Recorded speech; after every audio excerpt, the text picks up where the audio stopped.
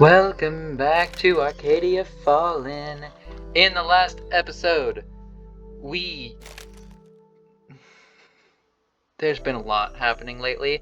But let's see, we got Kim set up as a temporary apprentice to Quinn. We got a new plan while Goldner and the demons are both distracted. So we all split up to go do our things. Then Victoria kissed me, that was nice. And now we're gonna go hang out with Caden and Mime in the woods. Making flower crowns, probably. You go in search of Mime and Caden at the meadow a little way out of town. It's been left fallow to rest the soil for another season, and the ground is engulfed with wildflowers. And then you wrap the ends around like this to lock the knot in place. Careful! You don't want to accidentally snap the stem. You find the pair seated within the tall grass, the former busily teaching the latter how to properly braid a flower crown. That's easy for you to say. These things are very delicate. Nah, it's just your hands that are too big. Wrecked. Hi! You here to help as well?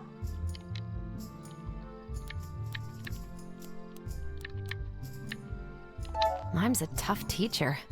It looks like you've got your work cut out for you, Caden. He's doing all right for a beginner, as long as he only uses the sturdy flowers.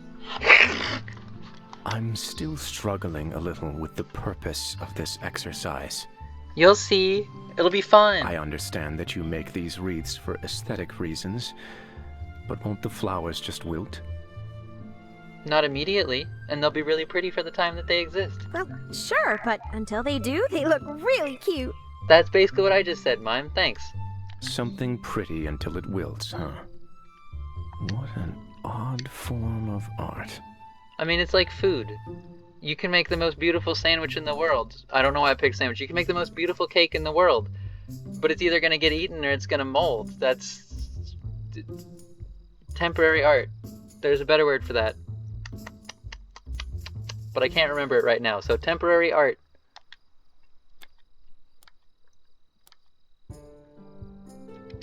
Your people aren't fans of pretty things? On the contrary, artists are highly valued among my people.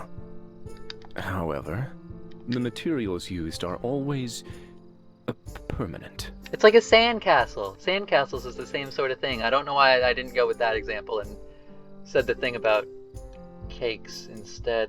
Also sandwiches. Whatever, it's fine. Statues or glass figurines. Jewelry cut from precious stones or metals. It's all designed to last forever. Something to leave behind that others might remember you by. Spending time making something like this brittle thing, knowing full well it's temporary. I quite like it. Yeah, good. Really? I'm glad, because we still got a few more to go for making enough for everyone. Let's see. I love how... I don't know what it is about Caden, but he manages to look so much more flustered than everybody else, even when they all have a flustered face, but Caden's just looks that much more flustered, and I can't explain why. Why don't I give you a hand? That would be most appreciated. You sit yourself down among the wildflowers, and together the three of you get to work weaving wreaths. That was hard to say.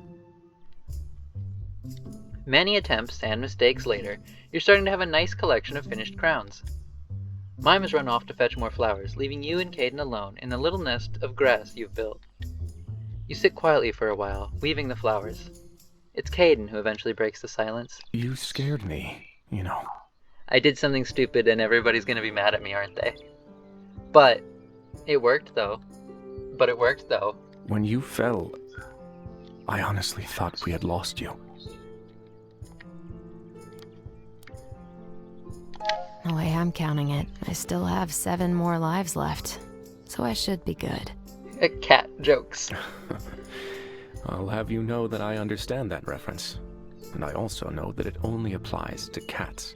Aw, sick. I was worried I was gonna have to explain that one. This was a lot easier back when you knew nothing. I can imagine.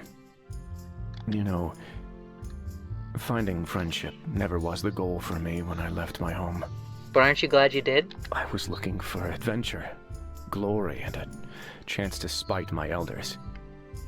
Yet now, out of all those things, it is your friendship I treasure the most. Aww. We've had our adventure. We've had our adventures. Thank you, Caden. I value your friendship as well. I'm glad. Yeah. Hi, you two. I found a bunch more flowers for us. Mime returns, and the three of you continue your work while listening to her excitedly talk about the festival. Now, this is not something I ever imagined I'd say. What is it now, Mage? Someone actually managed to break down that icy wall that surrounds your heart. Quite a feat, honestly. I wonder why our dear alchemist would go to so much trouble. You shouldn't be so surprised that someone has better taste than you. Touché. I think I'm rubbing off on her, because that immediate level of sass is something that I would do. I didn't expect it from her. Amazing. Let's go to the flower shop. We got many people that I want to visit at the flower shop.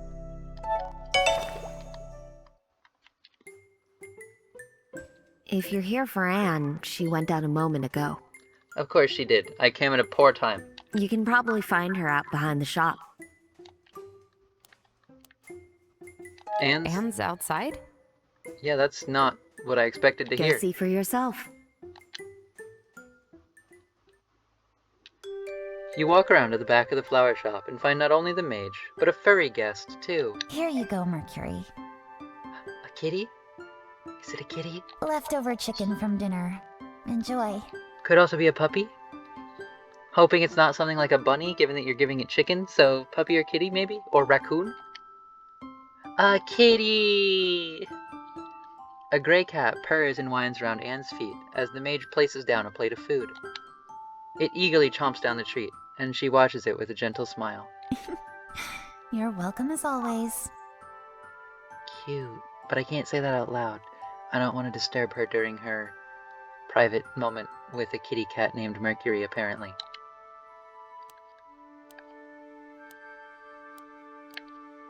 Okay, but that was my actual reaction out loud. I said something like, so cute. Your heart is pounding, your eyes wide like the grin stretching across your flushing face. Kitten. Too cute. I can't. Anne jumps up, startled, making the kitten mew in protest. You? Why are you here? Quinn said you were out here. I came to visit you. Hi. I haven't called for you yet. Or have I?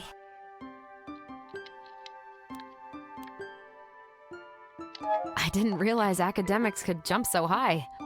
Sass. Oh, haha, very funny. You just surprised me, that's all. Yeah, that tracks. Yeah. You've surprised me as well, though. You're outside, and there's a cat. I was just taking a moment to feed Mercury. Still surprised. We're not allowed to have pets at the academy. So once I go back, I'll have to leave him behind. He'll be fine, of course. Judging by his size, I'd say I'm far from the only one feeding him. But I am going to miss our break times.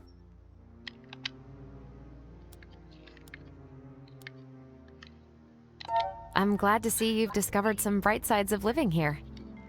I'll admit it's not quite as big of a nightmare as I'd imagined. Impressive, given the impending doom that's hanging over all of our heads. You know, when I came here, I was fully prepared to hunker down and get some research done, so I could return. I didn't expect to end up enjoying myself quite as much as I have. Aww, you care about us. It's been a pleasure working with you. You've been a most fascinating guinea pig.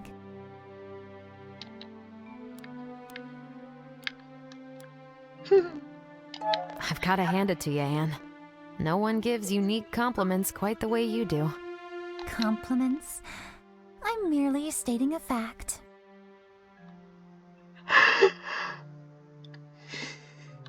Hilarious. Well played.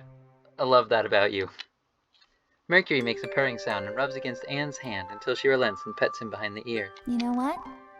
Maybe I will bring him back to the academy with me. The rule against pets is silly anyway. Yeah. I'm sure cats in the library would tremendously decrease the students' stress levels. Probably true. I'm sure Mercury would fit right in among the students. Right? I might have to keep them from feeding him too many treats, though. So Quinn sent me to tell you that they have tea ready inside, and... Is that a kitten? You and Anne share an amused look as Kim rushes out to coo and pet the cat. Seems like the tea will have to wait a bit. You once called me soft, Anne. And I still stand by that statement. I figured. But I've realized lately, you are quite soft yourself, are you not? You might seem cold and focused on your work, but you care for your friends fiercely. If that's what it means to be soft, then I don't think I mind. Oh, that? It wasn't meant as an insult, you know. I much prefer that people show their true selves instead of hiding behind a fake tough persona. But you said, you compared me to Victoria, then said I was nothing like her. Well, Victoria is an outlier, obviously. She's just genuinely tough. There's no reason for her to fake it. I suppose you're right about that. Tea time? Hanging out with Quinn? The flower shop is closed, so you step around the back to go inside, finding Quinn and Kim hunched over a potted plant. The young mage's face is scrunched up in concentration as Quinn guides him through some steps. Don't force the magic, Kim. Flowers are gentle. They need encouragement, not pressure. Makes sense. So I should cheer for the flower? I'm suddenly realizing that Kim looks kind of like Prince Kamali from Wind Waker. I don't have a good way of, like, inserting clip art into this episode or whatever, but Komali, if you want to Google the name and see what I mean. Anyway. If that helps you focus on the encouraging energy, then yes, absolutely. Okay, then. Come on, flower. You've got this. A small blue flower opens its petals, and Kim's eyes widen in amazement. I did it? Cheering on others can sometimes help you cheer on yourself. Don't forget that. If you ever doubt yourself, then speak the words out loud. Quinn's is so smart. Or wise? I mean, both. Both. Say that you can do it. Because even if you don't believe it at first, if you keep cheering yourself on, eventually it will stick. I'll try to remember that. I'm glad. Now, go on. Put this guy back out in the shop. Right. Quinn turns to you. Ah, hello. You have good timing.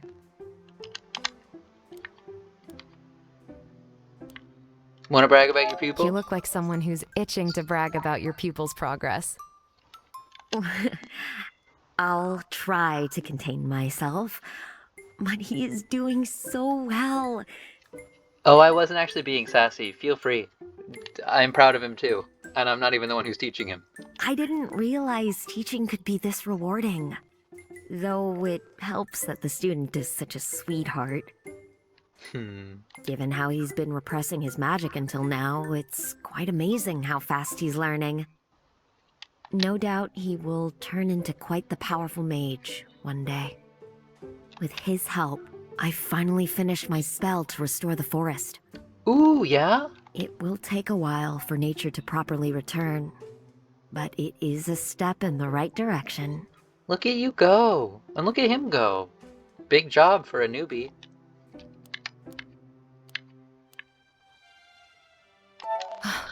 That is such a relief. I'm sure Mime will be happy to hear it.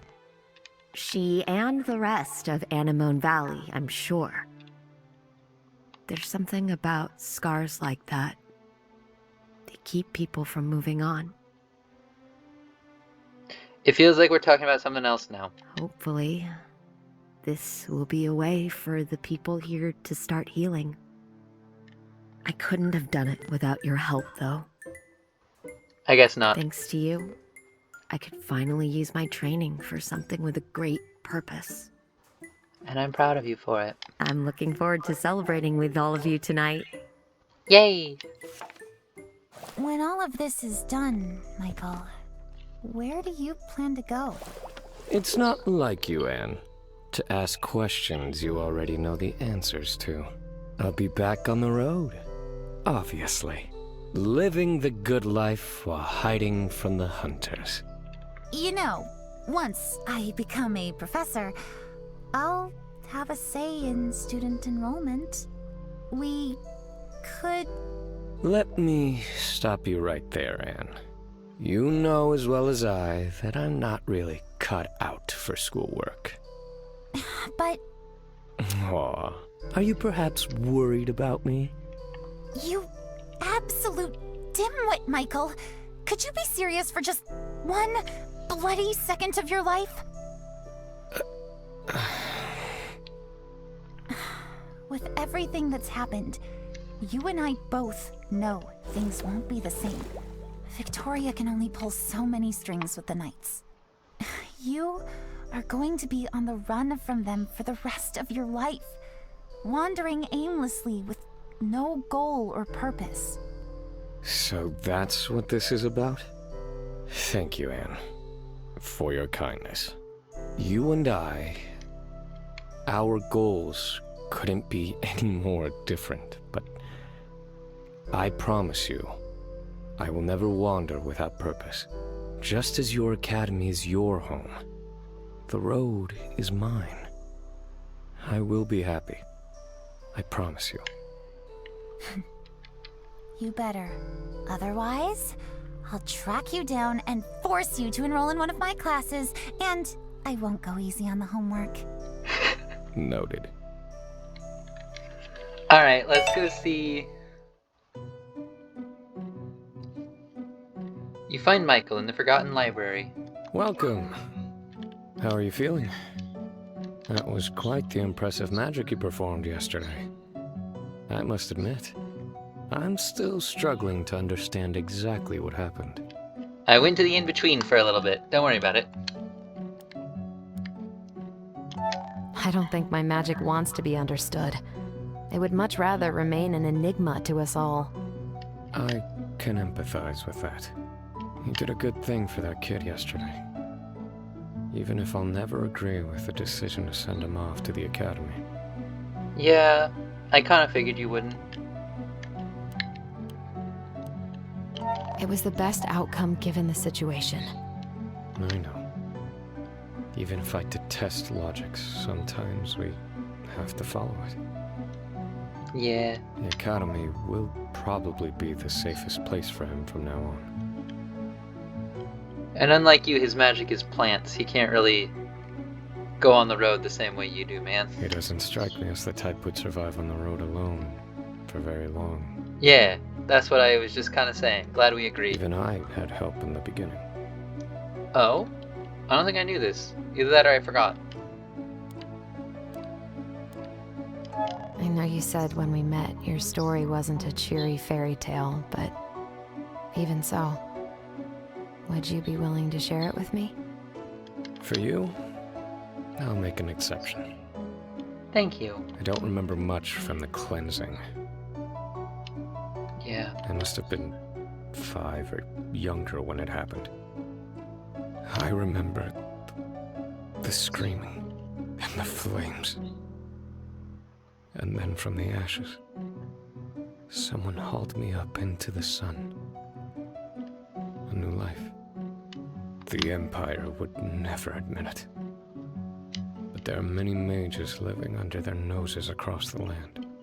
Powerful mages who stay out of the way of non-magi humans. Some of these fancy themselves collectors of sorts, scouring the earth for talented individuals to recruit. Oh? That's what happened to me. That seems like it could be a good thing, but also very much a bad thing. So can you elaborate further? I was brought into a guild of spellcasters who raised and educated me, trained me to become a force of nature. Nice. Would you believe me if I told you once upon a time I had ambitions to change the world? I mean, I still feel like you kind of do, just in a different way. Your self-deprecating humor is failing you, Michael. It's not that hard to imagine. Really? What do you know? I thought if I just became powerful enough, if I studied and trained harder than any mage before me, then I could be the one to change things. Yeah. I learned soon enough how ridiculous that idea was. I don't think it's as ridiculous as you're saying it is, buddy. I left the guild. Fair. They didn't share my grand vision of reform, and arrogant as I was, I didn't think I needed them. How'd that go for you? So I left, and I learned. And the more I knew, the more I was lost. Oh, you got Dunning-Krugered. I don't know if those people exist in this setting, but I know what that... yeah. The more you know about the world, the more insignificant your own existence becomes. As you realize, the world is a rolling boulder, and we are ants in its path. Yeah. Yet I came here, fueled by my own morbid sense of curiosity. One last grand attempt of the genius who wanted to change the world.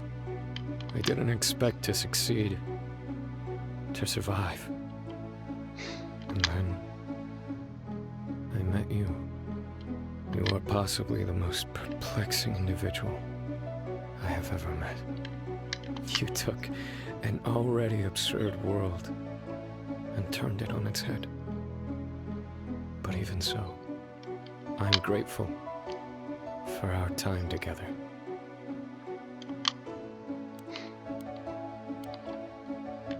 I'm grateful for your friendship as well, Michael. Thank you for sticking this out with me. Anytime, my friend. Though, I'd prefer to take a short break in between our next world-saving adventure. Maybe next time, we can deal with something less life-threatening like bandits, pirates, maybe a dragon. Sure, sounds good to me. It's not like I have anything better to do. Oh, you know me. Not like I have anything better to do than save the world. Then that's a deal, my friend. That's a deal. Hey, Anne. Are you doing all right? You're looking a bit tired. Should we get you another coffee? I don't understand you, Mime. Huh? You're a spirit and I'm a mage. I've treated you like an expendable research project, and yet you still keep being nice to me. Why? Well, I suppose I just prefer being nice to people. Maybe it's a spirit thing. No, Mime. I think this is all just you. I suppose I was rather stupid to assume all spirits would be like the ones I studied at the Academy. And, sure, let's take a break later and have some coffee together. Really? Okay, that sounds lovely. Aww. Yeah, Flower Festival! Except I want to visit Elizabeth? I don't know if this counts as a separate visit or if... Welcome back.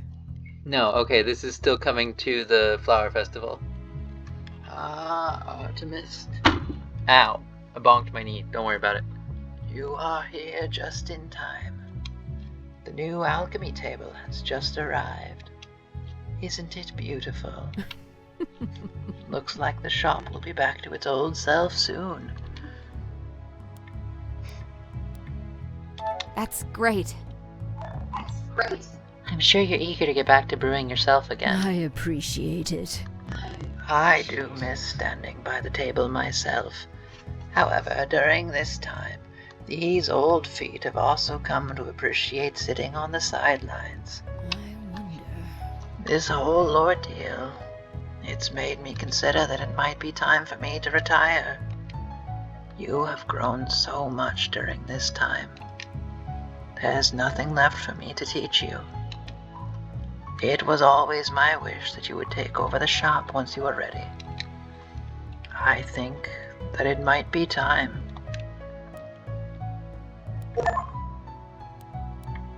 I would be honored to, Elizabeth. If you think that I'm ready.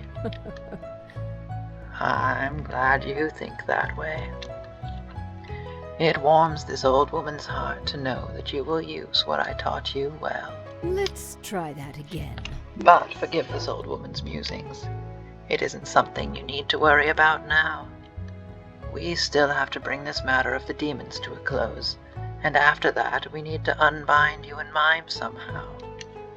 Anything else, including the future of this shop, comes second to that. Technically third, I think.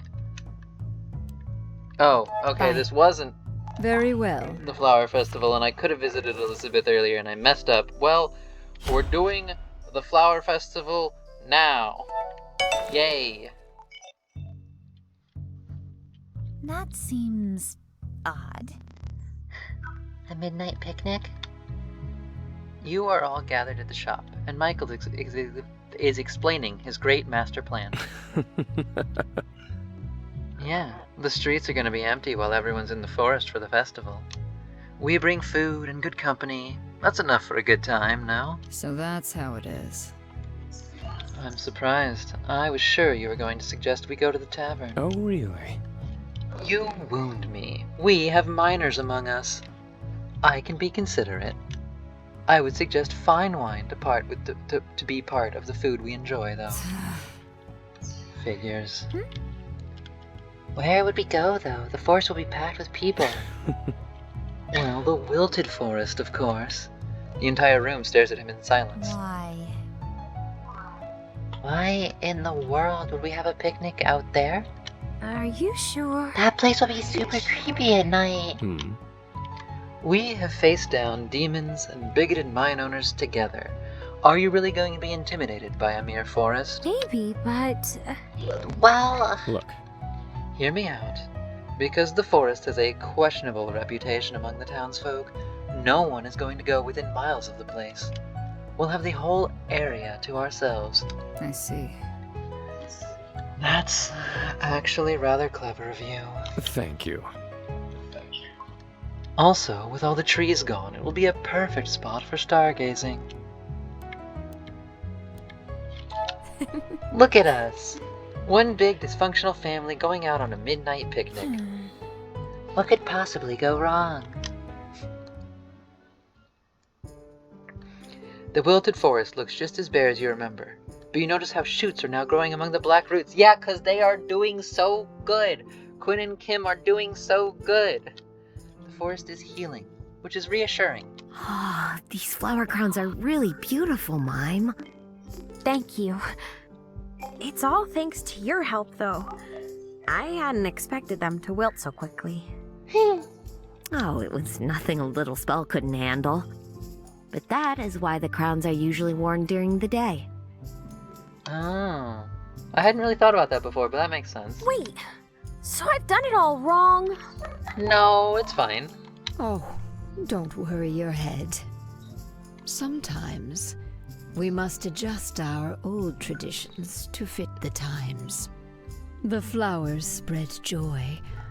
That's all that matters. These flower crowns are so cute, by the way. I'm glad you think so. I especially love that it's not just the same flower crown pasted on everybody's head, and not even just the same flower crown but recolored pasted on everybody's head. The 3 we've seen so far are all unique designs, and I think that's really neat touch. It means mine was picking so many flowers, though. Let's find a place to sit, Kim. Okay. No running, you two. There might be loose roots and you could fall. You can relax, Quinn. The children will be fine. They are sturdier than they appear. You say that, but... Why am I here again? I like that hers looks kind of more like a tiara than a regular crown like the rest of us have. I should be working on the locket. It wouldn't be right to have a celebration without you here, Anne. You know, fair, true. It would bring down morale. You could have at least let me bring my notebooks. This place... it's still so barren. Everybody's crowns seems slightly characteristic of them, and I didn't expect that. It's really cool, though. I wonder if it will ever return to what it was. What's done is done. Aww. The forests will grow back eventually. You should move forward too. I suppose you're right. I'm impressed, Victoria. That sounded sassy, but I don't know whether it was meant to be. That almost sounded empathetic. It was sassy. What was that, mage? Anyway, who's up for a game of cards? Who do you want to see? Don't worry, you'll have time to talk with everyone, except I just realized, oh boy, this episode went long, so I'm going to end it here. In the next one, we'll hang out with everyone at the flower festival. For now, bye-bye.